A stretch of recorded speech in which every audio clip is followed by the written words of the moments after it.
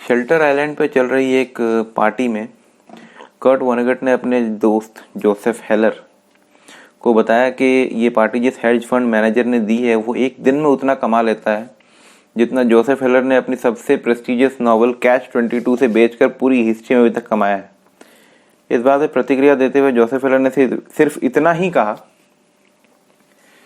कि हाँ, पर मेरे पास कुछ है जो उसके पास कभी नहीं होगा, एंड दैट इज इनफ। ये छोटी सी कहानी सुनने के बाद मैं एकदम चकित रह गया यार कि इस बात का इससे ज्यादा सटीक और साफ सुथरा जवाब हो ही नहीं सकता था। हम लोगों को हमेशा ये पता होना चाहिए कि हम इनफ कब अर्न कर चुके हैं। आजकल लोग भूल गए इनफ का मतलब। रजत गुप्ता कलकत्ता में जन्मे थे। वो जब टीनेजर थे तो अनाथ हो गए। ऐसी शुरुआत के बाद वो जहां तक पहुंचे वो सराहनीय है। 40 की उम्र में वो दुनिया के सबसे प्रेस्टिजियस कंसल्टिंग फर्म मैकेंजी के सीईओ बने। 2007 में उन्होंने रिटायरमेंट ले लिया और यूएन और वर्ल्ड इकोनॉमिक फोरम के कई महत्वपूर्ण पदों पर रहे। लोक सेवा के लिए उन्होंने वॉरेन बफे के साथ भी बहुत सारा काम किया। कलकत्ता की झुग्गी से निकल के दुनिया के कुछ सबसे सफल व्यवसायियों में से एक, सबसे सफल व्यापारियों में से, उद्योगपतियों में से एक बने। उनकी सफलता भी खूब थी और धन भी खूब अर्जन किया उन्होंने। उनकी कुल संपत्ति उस समय पे $10 करोड़ थी। कुल संपत्ति उनका नेटवर्थ $10 करोड़ था। रुपया नहीं, डॉलर। कितना पैसा होता होगा पता नहीं,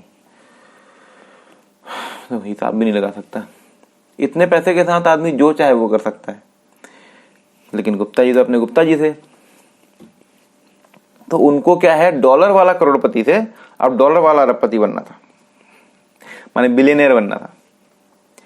गुप्ता जी दुनिया के कुछ सबसे अमीर निवेशकों से घिरे थे क्योंकि वो गोल्डमैन सैक्स के डायरेक्टर बन चुके थे। अब 2008 में गोल्डमैन सैक्स ने बहुत बुरा फाइनेंशियल क्राइसिस देखा और अपने समय के सबसे सफल फाइनेंशियल दिमाग रखने वाले वॉरेन बफे ने निश्चय किया कि वो उसमें $5 बिलियन का निवेश करेंगे। $5 बिलियन मतलब $500 करोड़। रुपए में कितना होता है यार, ये साला डॉलर में कितना होता होगा। खैर, ये खबर बहुत जबरदस्त थी भाई। इतना बड़ा निवेश वॉरेन बफे करेंगे तो डेफिनेटली कंपनी के शेयर का दाम तो बढ़ेगा ही, जो कब से गिर रहा था। अच्छी खबर थी। तो गुप्ता साहब ने क्या किया, अपने एक ब्रोकर फ्रेंड राजरत्नम को ये खबर बता दी। क्या बातचीत हुई फोन पे किसी को पता नहीं, पर राजरत्नम ने तुरंत 1,75,000 शेयर खरीद लिए। आप और हम समझ सकते हैं क्या बात हुई होगी। कुछ समय के बाद ये खबर पब्लिक में आ गई। पब्लिक में जैसे ही ये खबर आई, शेयर के दाम बढ़ गए। चुटकी में गुप्ता जी को $17 मिलियन का फायदा हो गया। That was easy money, very easy money. जितनी आसानी से इन दोनों लोगों ने पैसा कमाया, उतनी ही आसानी से इन दोनों पे इनसाइडर ट्रेडिंग का केस चला और उतनी ही आसानी से वकीलों ने जीत लिया।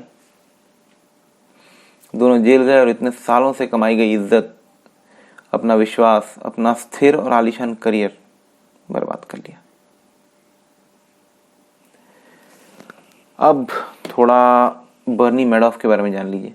बर्नी मैडॉफ के बारे में 1992 में द वॉल स्ट्रीट जर्नल में एक लेख छपा था कि उन्होंने एक हाईली प्रॉफिटेबल सिक्योरिटीज फर्म बनाया है जो ट्रेड वॉल्यूम में NYSE के लगभग पूरे ट्रेड वॉल्यूम का 9% तो अकेले कंज्यूम कर साइफन कराता है। अकेले ही ट्रेड वॉल्यूम 9% है उसमें। इतना तेज और किफायती है कि वो अपने सभी ग्राहकों के सारे ऑर्डर पूरे करने के लिए दूसरे ब्रोकरेज फर्म्स को कुछ पैसे देता भी, पेनीज देता है, तो भी उसको लॉस नहीं होता, करना पड़ता है उसको। इतना ट्रैफिक रहता था उनके सिक्योरिटी फर्म पे। मैडम अपने सफल और साफ सुथरे लेजिटिमेट बिजनेस के कारण जाने जाते थे, फेमस थे। इतने सब के बाद भी सबसे कुख्यात पोंजी स्कीमर के नाम से वो जाने गए और उसके बाद अपनी सारी संपत्ति, अपना सारा विश्वास सब गंवा करके गुप्ता जी के कारनामे के न्यूज में आने के कुछ दिन के बाद ही इनको भी जेल जाना पड़ा। पोंजी स्कीम आप शायद इंडिया में भी सुने होंगे। सबसे ऊपर वाले जो है नीचे वाले से पैसा लेते हैं, नीचे वाले और लोगों को जोड़ते हैं, वो और पैसा लाते हैं, फिर वो और लोगों को जोड़ते हैं और पैसा लाते हैं। इस बिजनेस में कभी भी कुछ भी प्रोडक्शन नहीं हो रहा होता है, कुछ सेलिंग नहीं हो रही होती, कोई काम नहीं हो रहा होता, बस पैसे लेने हैं, ऊपर वाले को अमीर बनाना है और बस वो ऊपर वाला भाग जाएगा। गुप्ता और मैडॉफ जैसे लोग, इनको देखने के बाद हमारे मन में सवाल आ सकता है कि यार जो व्यक्ति पहले से ही अरबपति है या करोड़पति है और थोड़ा सा अधिक पाने के चक्कर में और अमीर बनने, मतलब पहले से बहुत अमीर है, वो थोड़ा सा और अमीर बनने के चक्कर में उसने वो गंवा दिया जो पूरी जिंदगी बैठ के कमाई थी मेहनत से, पैसा, ट्रस्ट, रेस्पेक्ट, रेपुटेशन, सब गंवा दिया। अरे जिंदगी मौत के कगार पे जो लोग रह रहे हैं सीरिया में, अब जाके तालिबान का वो अटैक हो गया तो अफगानिस्तान में, ये लोग जैसी जिंदगी जी रहे हैं, इनके द्वारा किया गया क्राइम तो फिर भी समझ में आता है यार। गुप्ता और मैडॉफ की हालत तो ऐसी नहीं थी, वो बस इनफ का मतलब भूल गए थे। ऐसे लोगों के बारे में वॉरेन बफे साहब कहते हैं कि वो पैसा जो आपके पास ना तो है और ना तो जरूरत थी, उसको कमाने के लिए आपने वो पैसा दांव पे लगा दिया जो आपके पास था और जिसकी आपको जरूरत थी। अगर आप किसी गैर जरूरी चीज को पाने के लिए अपनी सबसे जरूरी चीजों में से किसी एक को दांव पे लगा देते हैं तो इसका कोई तर्क नहीं है, ये विशुद्ध मूर्खता है, विशुद्ध मूर्खता।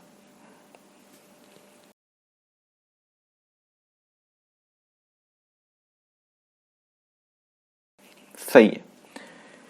ये सवाल ऐसा है कि इसका जवाब देने से पहले मैं थोड़ी सी भूमिका बांधना चाहूंगा।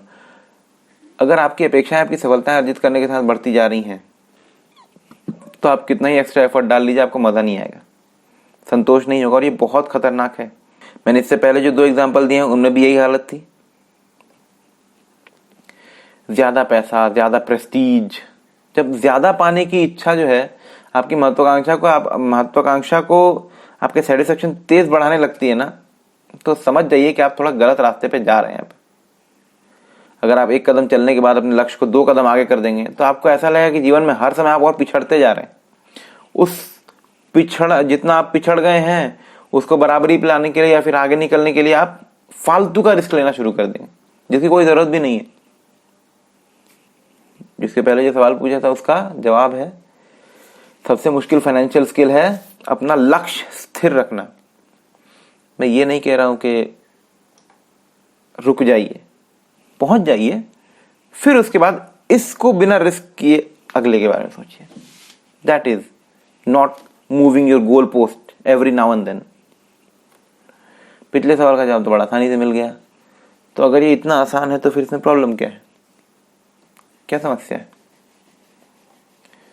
समस्या मैं आपको बताता हूं। अभी एक अच्छी खासी कमाई करने वाला हेज फंड मैनेजर $3.5 करोड़ कमा लेता है साल के। अगर वो खुद को टॉप 10 हेज फंड मैनेजर्स के साथ तुलना करने लग जाए तो साल में $34 करोड़ कमाते हैं वो लोग। तुलना करने पे तो वो जो हेज फंड मैनेजर है वो खुद को बड़ा गरीब पिछड़ा हुआ समझेगा। जो टॉप 10 हेज फंड मैनेजर हैं वो टॉप 5 से तुलना करते होंगे जो शायद $70-80 करोड़ कमाते हो। ये $70-80 करोड़ वाले शायद वॉरेन बफे को देखते हो जिनकी नेटवर्थ $350 करोड़ है। वॉरेन बफे शायद जेफ बेजोस को देखते होंगे। जेफ बेजोस मुझे नहीं पता किसको देखते होंगे। जेफ बेजोस को जो चीज चाहिए, और पैसा तो उन्हें चाहिए नहीं भाई, पैसे की क्या ही वैल्यू रह गई होगी उनके लिए, तो वो पैसे को नहीं देखते होंगे, किसी और चीज को देख के कंपेयर करते होंगे। आप सोच के देखिए, आपको वॉरेन बफे से आप अगर खुद की तुलना करें तो अगर आपको वॉरेन बफे की जिंदगी दे दी है तो क्या आप जिएंगे? जस्ट ऐसा सोच कर देखिए, आपकी जवानी छीन करके आपको 89 साल का 90 साल का कर दिया जाए और उतना पैसा दे दिया जाए, जीना पसंद करेंगे? दुनिया के टॉप 10 अमीरों में से 7 जो हैं वो तलाकशुदा हैं। चेक करिएगा जाके गूगल पे। परिवार टूटते हैं तो बहुत दिक्कत होती है। क्या लगता है आप लोगों को? वैसी लाइफ चाहिए आपको? अब थोड़ा अपने बारे में सोचिए। अच्छा लग रहा है ना? लग रहा है ना? अच्छा लगेगा ही। सबके पास अपनी प्रॉब्लम है यार। तो सोशल कंपैरिजन सबसे बड़ी प्रॉब्लम है। उस सवाल का यही जवाब है।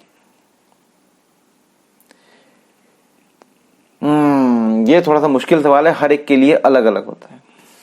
ऊपर तो मैंने बता दिया कि if you have enough then stop yourself indulging in social comparison. तो इनफ है कितना, कैसे डिसाइड होगा?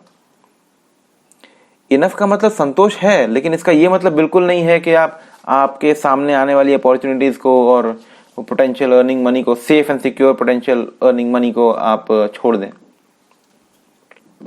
देखिए आप कितना खा सकते हैं ना, इसका पता इसी बात से चलेगा कि आप तब तक खाएं जब तक कि आपको उल्टी नहीं हो जाए। लेकिन क्या कोई उल्टी करने तक खाता है क्या? कोई नहीं खाता है। क्योंकि सबको पता है कि उल्टी करने पे जो पेन होगा ना, वो अच्छा खाना खाने पर मिलने वाले आनंद से बहुत ज्यादा कष्टकर होगा। तो इसका मतलब पेट भी भरना है, उल्टी भी नहीं करना है। मतलब इनफ इतना होना चाहिए कि आने वाली जिंदगी के सारे उतार चढ़ाव, बीमारी, एजिंग, ये सब चीज अच्छे से कवर हो जाए, इन्फ्लेशन एडजस्ट करने के बाद भी। इसके लिए तो भारी कैलकुलेशन करनी पड़ेगी, हमको अलग, आपको अलग, बाकियों को अलग, सभी को अलग अलग। और वो कैलकुलेशन आपको अगर नहीं करनी आती है तो आप वारिकू का चैनल एक बार देखिए। अंकुर वारिकू नाम से एक यूट्यूबर हैं, नियर बाई के फाउंडर रहे हैं। वो कैलकुलेशन बताएंगे, वो भी फाइनेंशियल, पर्सनल फाइनेंस के लिए वीडियो बनाते हैं वो।